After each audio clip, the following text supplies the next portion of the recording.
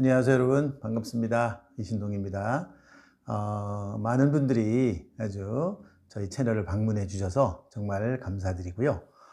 그리고 저희가 이제 2월 중에 하려고 하는 그 미니 컨퍼런스 많이 관심 가져주시면 감사하겠습니다.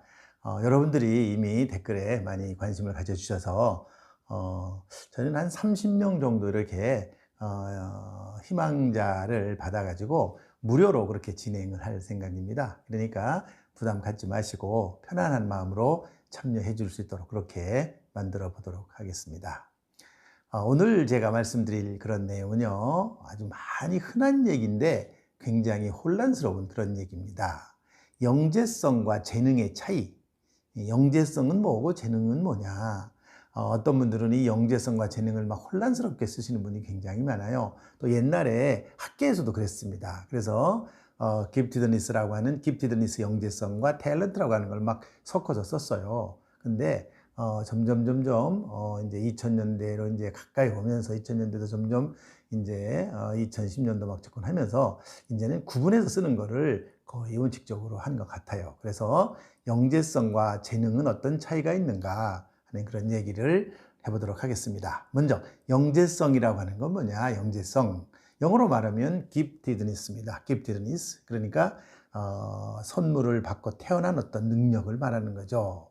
그런데 여기서 영재성을 구성하고 있는 하위 요인, 크게 네 가지가 있는데요. 그 하위 요인을 한 가지씩 설명을 드리면, 첫째는 지적 능력입니다. intellectual한 어떤 능력이죠. intellectual ability, 그래서 지적인 능력이고요. 둘째는 창의적인 능력입니다. 창의적인 능력, 창의성이라고 주로 말할 수 있는 creative한 어떤 ability를 주로 말하죠. 그 다음에 셋째는 사회 정서적인 특성입니다. 사회 정서적인 특성이에요. 그래서 사회관계라든지 정서적, 우리가 쉽게 말하면 EQ라고도 말할 수 있는 건데요. EQ하고 똑같은 건 아니지만 사회 정서적인 능력을 말하고요.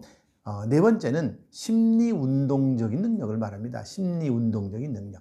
이 네 가지가 영재성을 구성하는 거예요.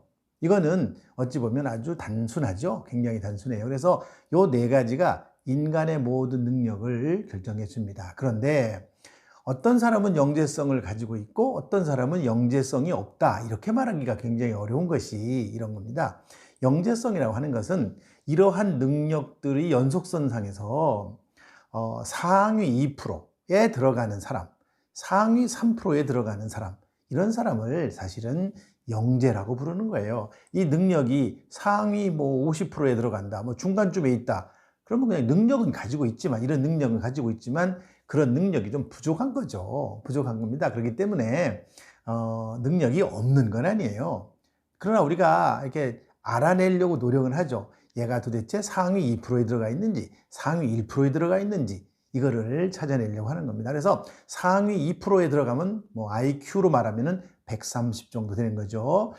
표준 편차로 말하면 2표준 편차 정도 되는 건데요. 2표준 편차. 상당히 높은 거죠. 상위 2%에 들어가는 아이니까 굉장히 우수하다. 그래서 상위 2% 이상에 들어가는 아이를 우리는 영재라고 부르는 거고요. 상위 10%, 상위 15% 이렇게 들어가는 아이들은 그냥 우수한 아이라고 부르는 거예요.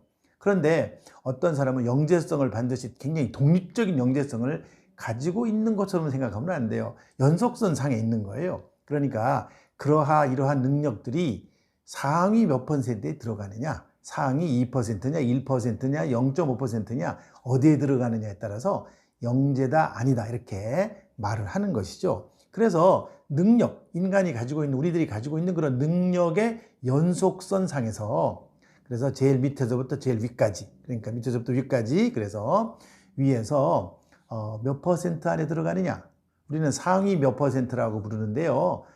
일반 통계학적으로 이걸 퍼센타일이라고 해요. 퍼센타일. 그래서 2%이라고 해요. 상위 2%, 2%에 들어간다, 그런 말이죠. 그래서 이런 연속선상에서 상위 2%에 들어가는지를 가지고 우리는 영재성이 있다, 이렇게 보는 것이지, 어떤 사람은 영재성을 가지고 있고 어떤 사람은 영재성이 없다, 그런 얘기가 아니에요. 동일한 능력을 누구나 가지고 있어요. 어떤 사람이든 아까 제가 말씀드렸던 지적인 능력, 창의적인 능력, 사회 정서적인 어떤 특성과 능력, 심리 운동적인 능력, 이런 걸 다 가지고 있어요. 누구나 가지고 있는데 이 능력이 얼마나 높은 수준의 것을 가지고 있느냐, 그렇지 않느냐의 문제죠. 그래서 우리는 영재성이란 그렇게 말해요. 그래서 높은 수준의 능력을 가지고 있다라고 할 경우는 이런 아이들이 정말 앞으로 큰 어떤 업적과 성취를 보일 수가 있다, 이렇게 보이는 거죠. 우리가 쉽게 말해서 IQ가 높다 그러면 학교에 가서 공부를 잘할 거라고 하는 그런 예상을 해볼 수가 있는 것이죠. 그리고 IQ가 아주 높다 그러면 걔는 좋은 대학도 갈 것이고, 그리고 뭐 좋은 고등학교도 갈 것이고, 그다음에 뭐 사회적으로 성공할 것이다, 이런 예상을 해보는 거지 반드시 그런 건 아닙니다. 그래서 이 영재성이라는 것은 다른 말로 하면 잠재된 능력을 말하는 거예요. 잠재된 능력. 이건 아까 바깥으로 표출되기 전에 있는 잠재된 능력을 말해요. 그런데 이러한 그 잠재된 능력이 이제 사회 환경하고 상호작용을 하게 돼요. 사회 환경하고 상호작용을 하게 되면 상호작용을 통해서 이런 능력이 바깥으로 나오게 되는 것이죠. 여러분들, 이게 바깥으로 끄집어내는 것을 교육이라고 합니다. 교육. 우리가 education이란 말을 쓰죠. 교육이란 말은. 그래서 이라고 하는 게 앞에 붙어 접도로 붙으면 영어에서는요, 밖으로라는 그런 뜻이에요. 밖으로. 그러니까 education이죠. duce라고 하는 거죠. duc라고 하는 말은 끌어낸다, 그런 말이에요. 끌어낸다. 밖으로 끌어내는 것이 교육이에요. 교육이라는 education이라는 말은 밖으로 끌어내는 거. 쉽게 말하면 영재성과 잠재력을 가지고 있는 그런 잠재력을 밖으로 끌어내주는 게 교육이에요. 밖으로 끌어내주는 게. 밖으로 나왔어요. 밖으로 나와서 환경과 상호작용을 통해서 밖으로 나와요. 환경과 상호작용을 통할 때요, 우리 인간은 뭘 갖게 되는지 아세요? 흥미라는 걸 갖게 돼요. 환경과 상호작용을 통해서 흥미라는 통로를 통해서 우리의 잠재력이 바깥으로 흘러나오게 되는 거예요. 바깥으로 나오게 되면 여러 분야에 있잖아요. 그런 분야. 여러 가지 다양한 분야가 있죠. 그런 분야 속으로 흘러나가게 됩니다. 내가 가지고 있는, 내 속에 가지고 있었던 잠재력이 흥미라는 채널을 통해서 밖으로 나오게 돼요. 여러분들, 아이들이 어떤 특정한 것에 흥미를 보이면 그 흥미라는 것이 바로, 우리 아이가 가지고 있는 잠재력이 요 통로를 통해서 바깥으로 나오겠구나, 이렇게 생각하시면 돼요. 흥미를 보인다? 그러면 막 북돋워 주셔야 돼요. 예를 들면 뭐 과학 분야에 흥미를 보인다, 뭐 곤충에 흥미를 보인다, 동물에 흥미를 보인다, 문학에 흥미를 보인다, 이렇게 되는 것이죠. 문학이라든지 뭐 예를 들면 운동에 흥미를 보인다, 뭐 여러 분야가 있잖아요. 여러 분야. 환경과 상호작용을 통해서 흥미를 보여가지고 바깥으로 나온다. 그게 바로 뭐냐면 숨겨진, 잠재된 그런 영재성이 밖으로 나오는 거예요. 이렇게 밖으로 나와가지고 그 밖으로 나온 능력이 다시 상위 2%에 들어가는 능력을 보인다. 예를 들면은 어떤 아이가 수학에 되게 흥미를 보여요. 어릴 때부터. 수학에 흥미를 보이는 아이들 있잖아요. 흥미를 막 보여. 그럼 막 수학을 너무 잘해. 학교 가서도 잘하고, 뭐 주변에 무슨 수학 경시대에 나가서도 잘하고, 상위 1%, 막 2%에 들어간다. 그러면 그 수학에서 탤런트를 갖고 있다고 보는 거예요. 우리는 그 수학에서 탤런트. 그러니까 탤런트가 바로 뭐냐? 재능입니다. 재능. 그래서 이제 제가 재능을 설명드리겠어요. 재능이라는 건 뭐냐? 재능은 아주 훈련과 연습을 통해서 개발이 된, 그런 기능을 말하는 거예요. 기능. 스킬이죠, 스킬. 탤런트라고 하는 것은 스킬이에요. 우리가 보통 드라마나 영화에서 나오는 사람을 탤런트라고 그러잖아요. 탤런트. 그런 분야에서 뛰어난 능력을 보이는 것이죠. 뛰어난 능력을 보이는 거죠. 그런데 어떤 분야냐? 연기 분야에서 뛰어난 능력을 보여 탤런트라고 그래요. 그런데 그러면 수학 분야에서 뛰어난 능력을 보이는 걸 뭐라고 그래요? 수학 탤런트라고 그러는 거예요. 걔는 수학에 탤런트를 가지고 있다, 이렇게 말하는 거예요. 학문적으로 정확하게 용어를 쓰자면 바로 그런 겁니다. 자, 그럼 생물 분야에 굉장히 뛰어난 그런 능력을 막 보여요. 막 그래서 생물을 굉장히 잘해. 그러면 생물 영재라고 하는 게 아니고 생물 분야에 탤런트를 보인다는 거죠. 얘는 정말 생물 분야에 탤런트를 가지고 있다. 재능을 가지고 있다. 이런 거예요. 디자인을 굉장히 잘한다. 바둑을 굉장히 잘 둔다. 이럴 수 있잖아요. 바둑 굉장히 잘 두는 사람 아시죠? 이세돌이라는 사람. 이세돌이라는 사람이 우리나라에서 굉장히 유명한 그런 바둑 기사죠. 바둑을 잘 두는 거예요. 그 바둑을 잘 둔다는 것은 바로 뭐냐면 그 사람이 가지고 있었던 숨겨진 영재성이 바깥으로 표출되는 거예요. 어떻게 표출된다고 제가 설명드렸죠? 흥미라는 채널을 통해서 나오는 거예요. 흥미. 그래서 아이들이 어떤 분야에 막 이렇게 아이가 태어나서 어릴 때 보면 어떤 분야에 흥미를 갖게 되잖아요. 흥미. 어떤 장난감 가지고 노는 것도 흥미가 있고요. 뭐 로봇에 흥미를 가지고 있는 아이도 있고, 요즘은 보면 뭐 굉장히 다양해요. 자동차에 흥미를 가지고 있는 아이도 있고요. 비행기에 흥미를 가지고 있는 아이도 있고, 그다음에 무슨 막 책 읽는 거를 너무 좋아하는 아이도 있고. 근데 우리나라 부모님들은 책 읽는 거를 하면 너무 좋아하시고, 그다음에 다른 분야를 하면은 그냥 별로 논다고 생각하시는데, 아이는 어느 분야에든 관심과 흥미가 있으면 키워주셔야 돼요. 그러나 반드시 그 흥미를 가지고 있다 그래서 걔가 그 분야로만 나가는 게 아니에요. 흥미는 또 어느 가다가 바뀔 수가 있어요. 얼마든지 바뀔 수가 있고, 나이에 따라서 또 이제 교과가 복잡해지면 다양하게 달라집니다. 그래서 흥미를 통해서 나오게 됩니다. 그래서 그게 바로 흥미를 통해서 나와가지고 그게 훈련과 막 개발이 들어가는 거죠. 막 훈련을 많이 해요. 예를 들면은 여러분들 그냥 책을 읽는 걸로만 흥미를 가지고 있는데 그걸로 끝나면 별로 성취를 못 내잖아요. 책을 읽어서 글을 쓴다거나 소설책을 만든다거나 막 글을 써. 그러면 글을 써갖고 책을 만들어서 그런 걸서 걔는 그 분야에서 성취를 보이는 거죠. 성취를 갖게 되면 바로 거기에서 그 책도 또 성취만 보인 게 아니야. 책 중에서도 굉장히 인기 있는 책을 썼다.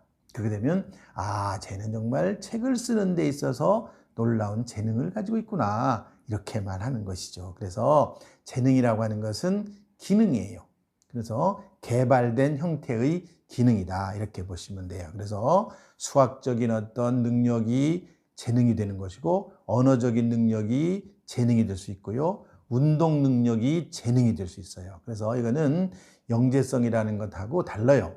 영재성은 숨겨진 그런 잠재력이라고 말할 수 있고, 아주 굉장히 일반적인 능력이고 매크로한 것이라고 보면은, 이 탤런트라고 하는 것은 굉장히 체계적으로 훈련되고 개발된 그런 스킬이에요. 상당히 마이크로한 스킬을 말해요. 그래서 세분화되어 있는 겁니다. 수학을 잘하는 거 제가 그랬잖아요. 수학 영재가 아니에요.